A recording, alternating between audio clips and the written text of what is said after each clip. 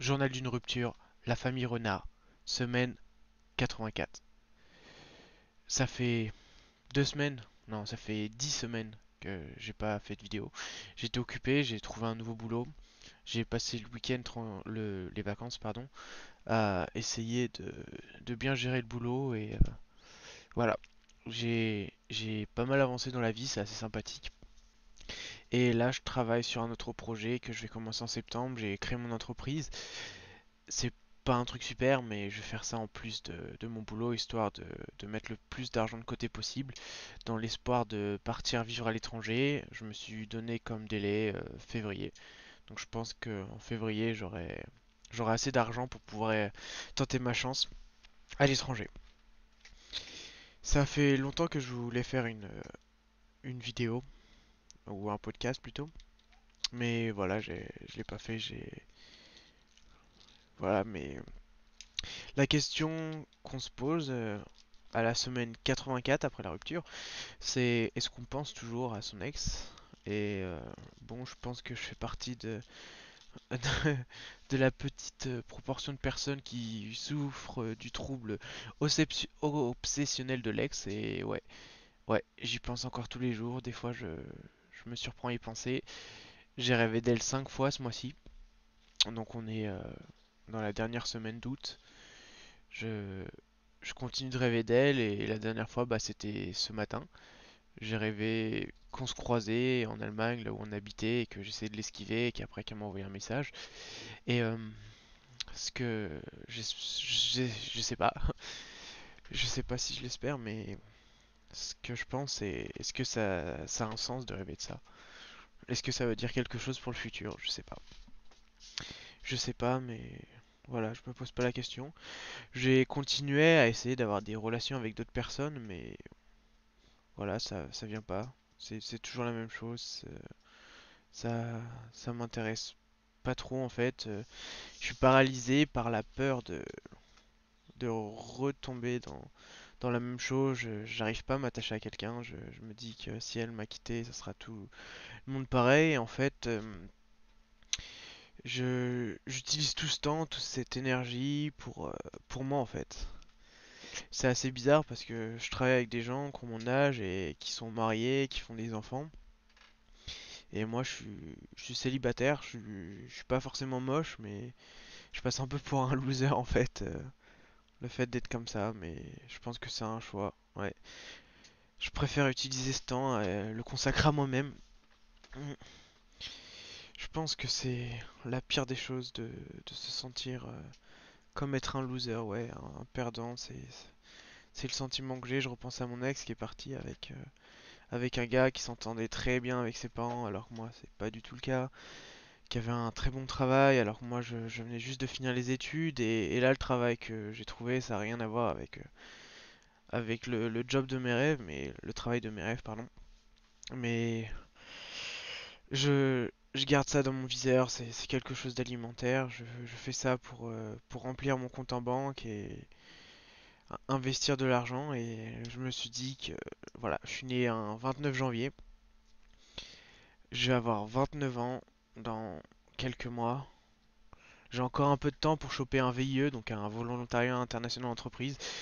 C'est jusqu'à 28 ans, donc c'est à 29 ans que ça s'arrête. Je vais essayer là à partir de septembre, je vais chercher comme un dingue et on verra. Mais je sais pas pourquoi j'ai l'impression que dans la vie, quand on cherche quelque chose, on le trouve pas, mais quand on a une situation confortable, et bah il y a plein d'autres opportunités qui se présentent. Donc voilà, je vais vous tenir au courant. Je vais chercher, puis en même temps, je vais travailler sur mon autre truc. Euh, donc actuellement, je suis technicien réseau pour Orange, pour les entreprises. Je déteste cette entreprise, Orange, mais bon, c'est comme ça, c'est ce que j'ai trouvé. C'est pas très bien payé, c'est 20% au-dessus du SMIC alors que j'ai un master. C'est vraiment pas cool, mais je préfère en fait prendre ça et continuer de chercher le boulot de mes rêves que prendre un truc que je connais pas quoi. Parce que j'ai des copains dans ma classe, ils ont tous trouvé des boulots, mais ils cherchaient rien en particulier, donc C'est un proverbe qui dit que quand on sait pas où on va, on finit toujours au mauvais endroit. Et moi, je sais très bien où je vais. Peut-être qu'actuellement, je suis au mauvais endroit, mais je lâche pas l'affaire. Mais je me sens juste que la société en France est complètement sclérosée. C'est agaçant. C'est une société de caste. Même au travail, je trouve que les gens sont agressifs. Ça coûte quoi d'être sympathique, quoi. Un sourire quand on a une question, ça coûte quoi d'aider les autres. Mais non, ils sont toujours là, grincheux et tout. Enfin bref.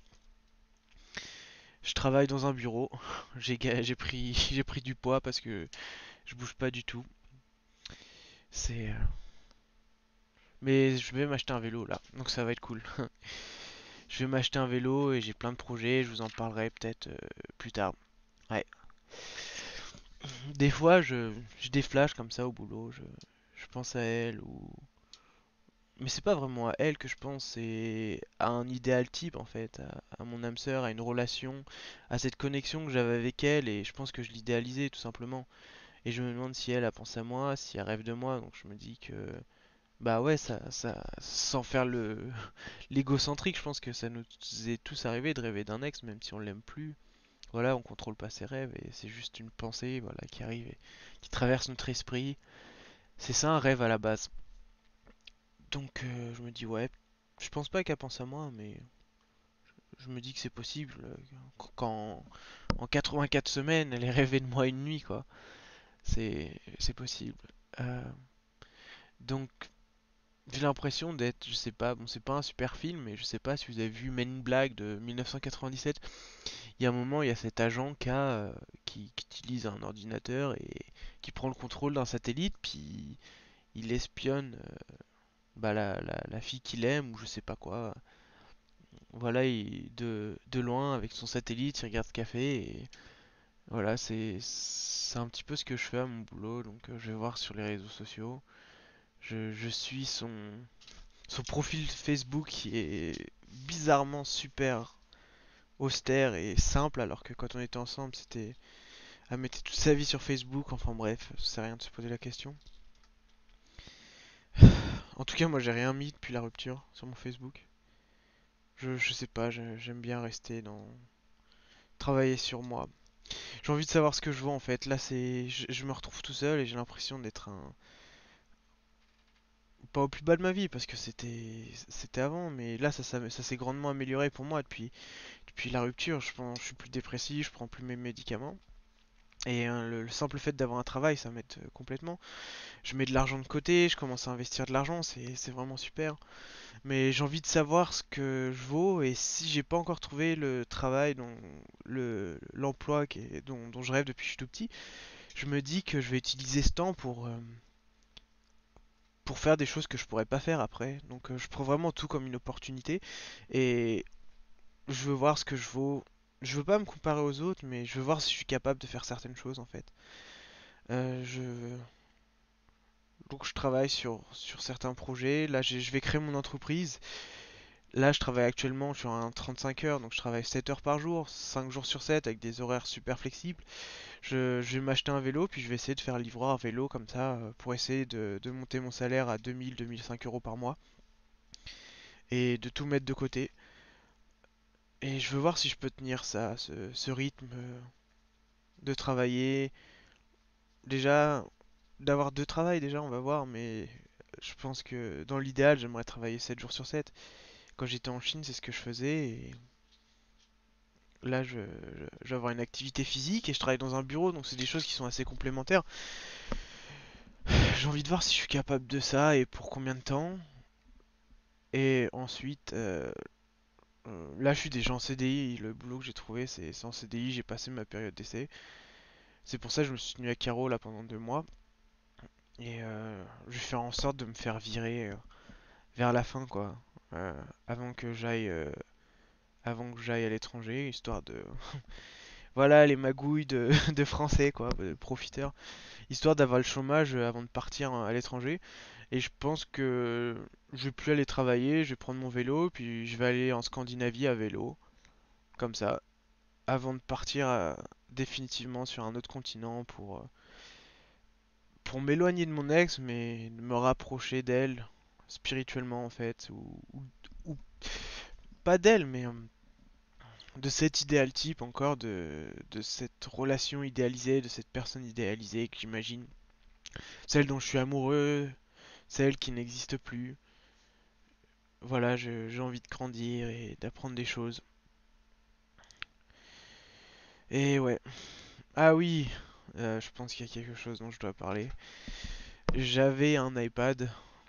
Donc quand j'étais en Chine, l'internet était bloqué, donc j'avais acheté un iPad pour avoir accès au VPN. Il y avait un VPN gratuit sur l'iPad. Et mon ex était fan des produits Apple. Et j'ai mis son profil sur mon iPad. Donc du coup, non, faut pas que je dise du coup, je rate cette expression. Quand voilà, j'ai trouvé mon travail et j'ai décidé que je vendrais mon iPad. Et sauf que j'arrivais pas à désactiver son compte. Donc je lui ai parlé. J'ai cassé le. Ouais, j'ai parlé à mon ex, j'ai envoyé un message et même pas bonjour, rien.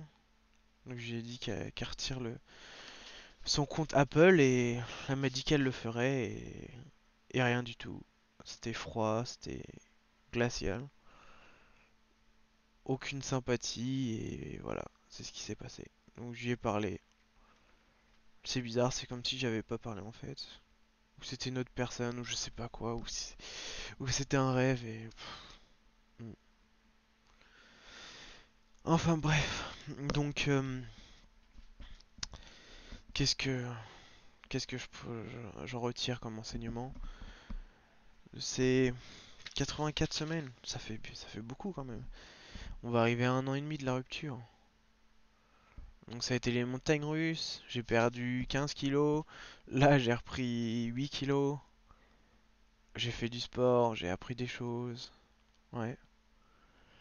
Mais je me sens toujours connecté à cette personne et ça me manque quand je conduisais, que je mettais ma main sur sa jambe, son odeur, son sourire, ouais.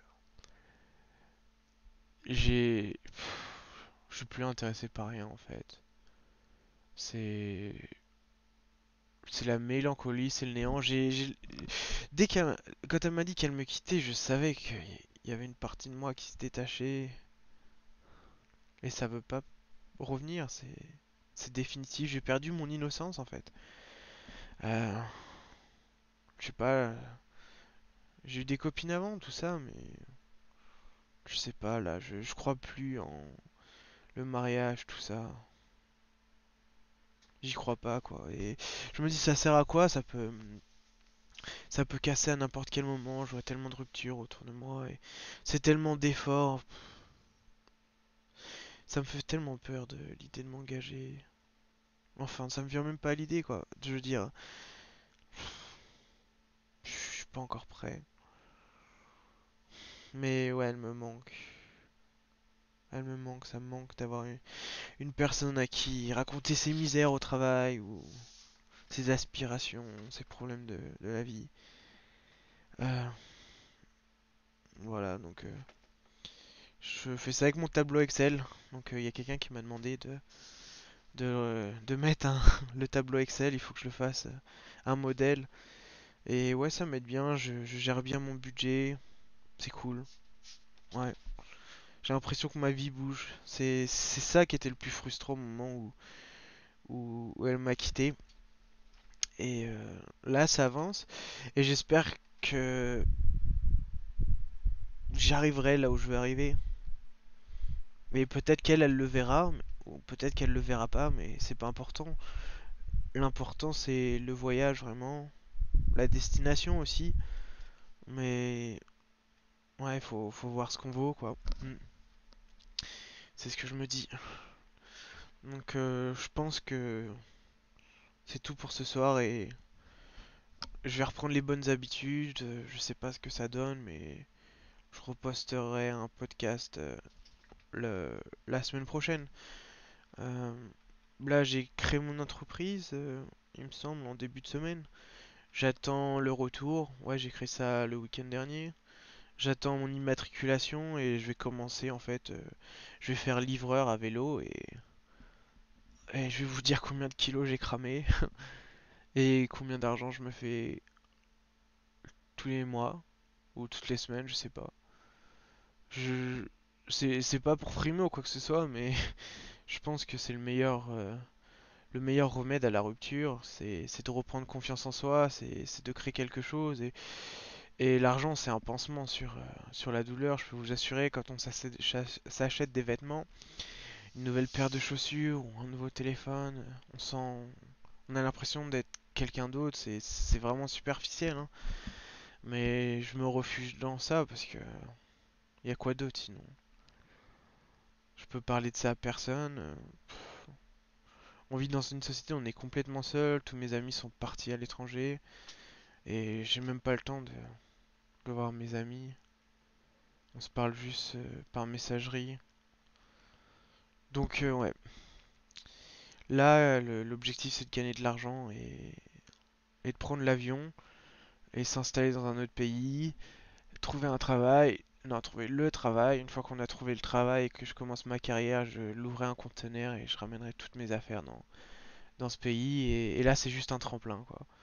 C'est- Je, je veux voir ce que je vaux et je vais mesurer ça avec l'argent que j'arrive à me faire pendant ces 6 prochains mois. Sachant que... Ouais. Allez, courage à vous et à la semaine prochaine.